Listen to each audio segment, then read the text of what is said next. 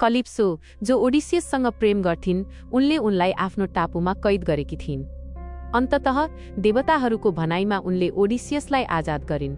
Odysseus समुद्री मार्गबाट आफ्नो देश इथाकाका लागि प्रस्थान गरे, तर पोसाइडनको रिस अझै शान्त भएको थिएन। उनले फेरि एकपटक समुद्रमा भयानक आँधीबेहरी खडा गरिदिए। छालहरूले आकाश छुन थाले र ओडिसियसको नाउ फुट्यो। त्यति नै बेला इनो नामकी एक जलपरी जस्ती देवीले उनलाई एउटा जादुई पट्टी दिइन्, जसले गर्दा उनी डुब्न सक्दैनथे। ओडिसियस धेरै दिनसम्म समुद्रमा बगिरहे।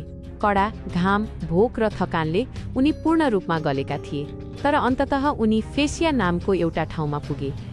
त्यहाँकी राजकुमारी नौसिकाले उनलाई देखिन् र आफ्नो दरबारमा लगिन्।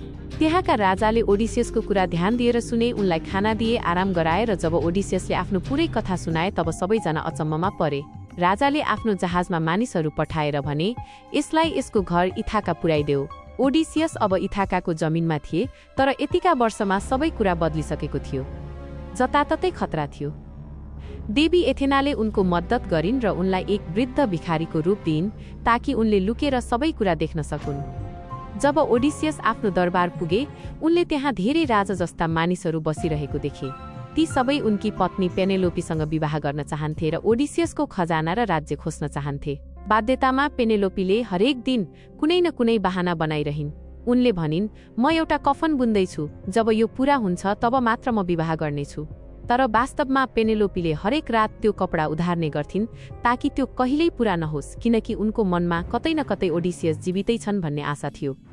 तर केही वर्षपछि यो रहस्य सबैका सामु आयो। अब ती सबै मानिसहरूले पेनेलोपीमाथि जबरजस्ती विवाह गर्न दबाब दिन थाले। तब पेनेलोपीले एउटा अन्तिम उपाय निकालिन्।